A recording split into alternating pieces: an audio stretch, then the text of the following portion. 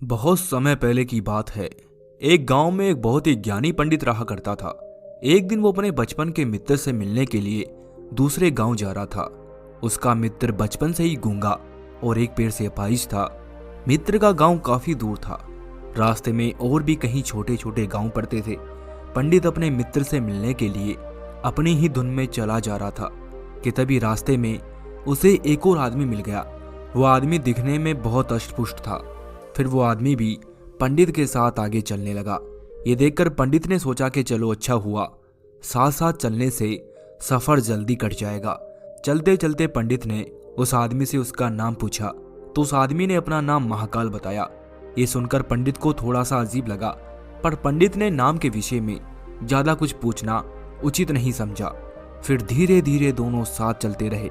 तभी रास्ते में एक और गांव आया तो महाकाल ने पंडित से कहा कि मित्र, तुम आगे चलो, मुझे इस गांव में एक संदेश देना है, मैं तुमसे आगे मिलता हूँ। यह सुनकर पंडित ने कहा कि ठीक है, और पंडित आगे की ओर चल पड़ा। तभी उस गांव में खबर फैली कि एक आदमी को भैंसे ने मार दिया है। जैसे ही भैंसे ने उस आदमी को मारा, ठीक थोड़ी ही देर बाद महाकाल वापस पंडित के पास आ गया। फिर दोनों साथ साथ चलने लगे और चलते चलते दोनों एक दूसरे गांव में पहुंच जाते हैं। वहां पर एक छोटा सा मंदिर बना हुआ था और उस मंदिर में ठहरने की व्यवस्था भी अच्छी खासी थी। पंडित के मित्र का गांव अभी दूर था और रात्रि भी होने वाली थी। तो पंडित ने महाकाल से कहा कि रात्रि होने वाली है और पूरा दिन चलते चलते थकान भी होने लगी है और भूख भी लग रही है, तो हम यहीं पर भोजन करके आराम कर लेते हैं। सुबह होने पर आराम से आगे का सफर करेंगे। पंडित की बात सुनकर महाकाल ने कहा कि ठीक है, मुझे इस गांव में किसी को कुछ जरूरी सामान देना है, तो तुम खाना खा लो और आराम करो, मैं बाद में आकर खा लूंगा। इतना कहकर महाकाल वहां से चला गया। लेकिन उसके जाते ही उस गांव में धुआं ही धुआं उठता दिखाई दिया और देखते ही देखते पूरा गांव आग में जल गया। ये सब देखकर पंडित को बड़ा आश्चर्य हुआ और उसने सोचा कि जहां भी ये महाकाल जाता है वहां किसी ना किसी तरह की अनहोनी हो ही जाती है, कुछ ना कुछ तो गड़बड़ है। वो इतना सोच ही रहा था कि तभी महाकाल वापस उसके पास आ गया। लेकिन पंडित ने रात्रि में महाकाल से इस बारे में कोई भी जिक्र नहीं किया। सुबह होने पर फिर दोनों अपनी अपनी मंजिल की ओर चलने के लिए प्रस्थान कर देते हैं। कुछ ही दूर में फिर से एक गांव आया तो महाकाल ने पंडित से कहा कि आप आगे चलते जाइए, मैं कुछ देर बाद आपसे मिलता हूँ। मुझे इस गांव में कुछ जरूरी काम है, मैं काम खत्म करके आपसे आगे मिलता हूँ। यह कहकर वो आगे चला गया। लेकिन इस बार पंडित आगे नहीं बढ़े, बल्कि वहीं पर खड़े होकर महाकाल को देखते रहे कि महाकाल कहाँ जाता है और क्या करता है। तभी लोगों की आवाज सुनाई देने लगी कि किसी व्यक्ति को सांप ने काट लिया है और वो मर गया है। और फिर ठीक उसी समय महाकाल फिर से पंडित के पास आ गया। लेकिन इस बार पंडित को सहन नहीं हुआ और उसने महाकाल से पूछ ही लिया कि तुम जिस भी गांव में जाते हो वहां कोई ना कोई अनहोनी हो ही जाती है, क्या तुम मुझे बता सकते हो ऐसा क्यों होता है? पंडित की बात सुनकर महाकाल ने जवाब दिया, पंडित जी, आप तो बहुत बड़े ज्ञानी मालूम होते हैं, इसीलिए मैं आपके साथ चलने लगा था, क्योंकि ज्ञानियों का संग बहुत अच्छा होता है। परंतु आप तो अभी तक नहीं समझ पाए कि मैं कौन हूँ। महाकाल की बात सुनकर पंडित ने कहा, मैं समझ तो गया हूँ, लेकिन मुझे कुछ और शंका है। अगर आप अपना सही परिचय दे तो मुझे आसानी होगी। पंडित की बात सुनकर महाकाल ने जवाब दिया कि मैं यमदूत हूँ और यमराज की आज्ञा से उन लोगों के प्राण हरता हूँ जिनकी आयु पूर्ण हो चुकी है। पंडित को पहले से ही महाकाल पर कुछ ना कुछ शंका थी, पर महाकाल की इस बात को सुनकर पंडित घबरा गया। लेकिन फिर उसने हिम्मत करके पूछा कि अगर ऐसी बात है और तुम सचमुच ही यमदूत हो तो बताओ अगली मृत्यु किसकी होगी? पंडित की बात सुनकर यमदूत ने जवाब दिया कि अगली मृत्यु तुम्हारे मित्र की होगी जिससे तुम मिलने जा रहे हो, और उसकी मृत्यु का कारण भी तुम ही बनोगे।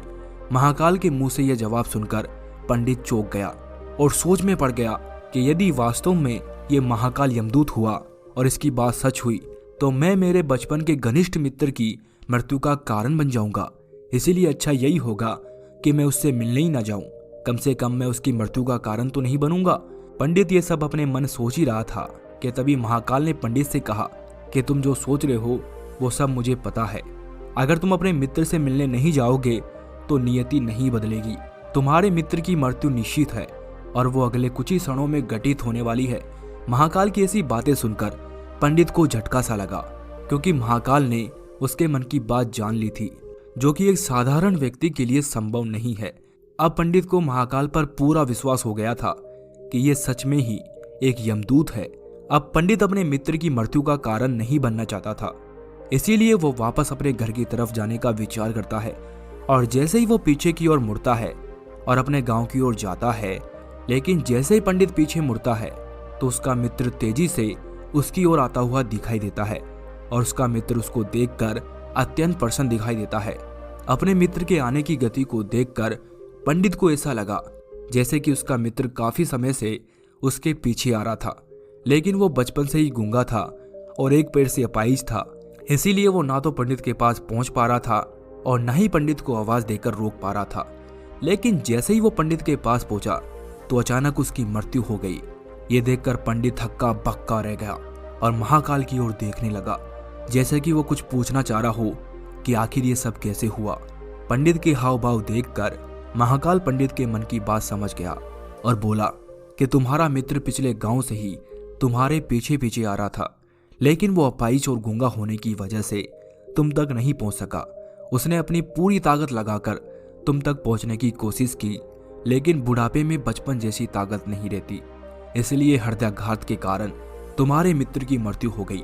क्योंकि वो तुमसे मिलने के लिए तुम्हारे पीछे भागा जा रहा था, उसने अपनी सीमाओं को लांघा है, इसीलिए अपने मित्र की मृत्यु का कारण तुम ही बने।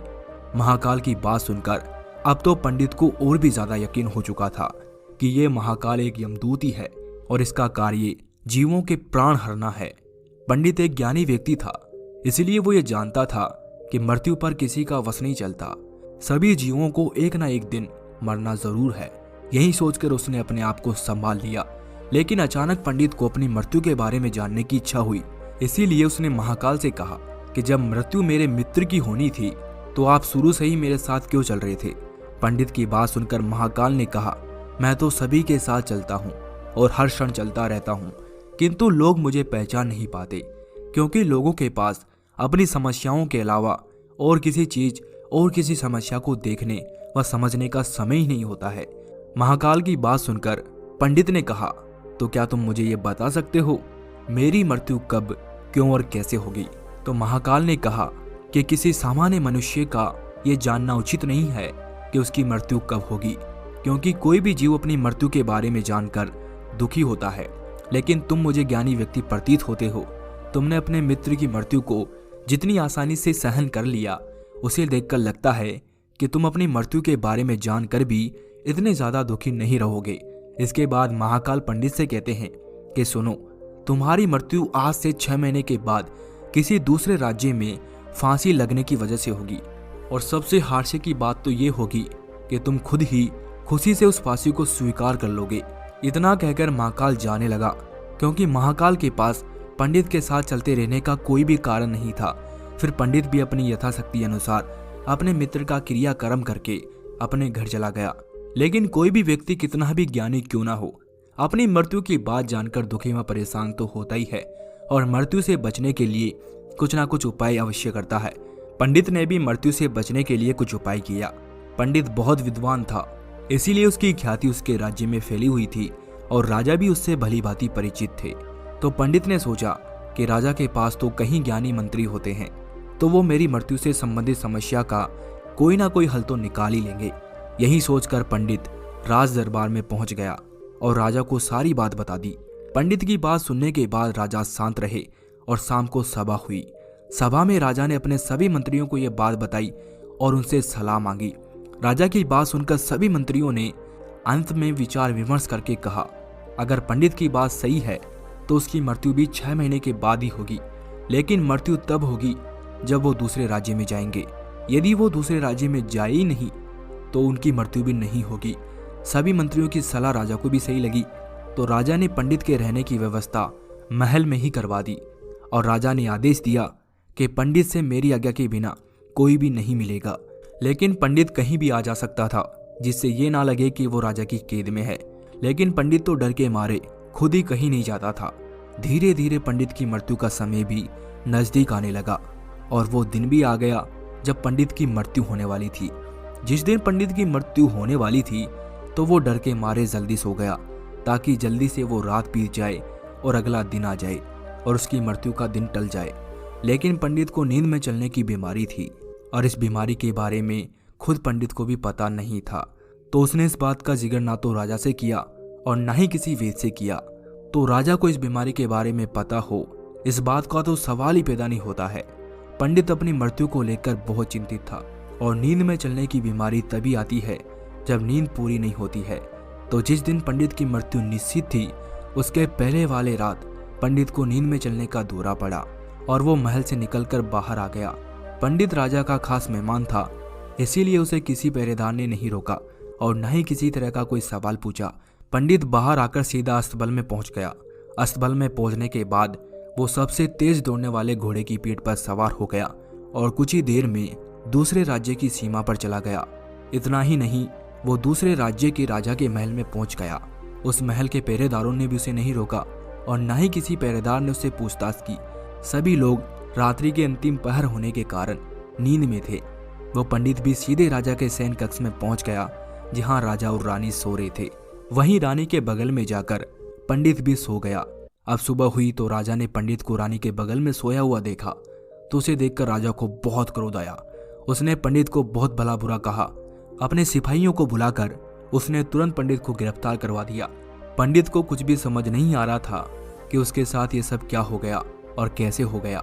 वो दूसरे राज्य में कैसे गया और राजा के शयन कक्ष तक कैसे पहुंच गया। लेकिन उसकी यह व्यथा सुनने वाला वहां कोई नहीं था।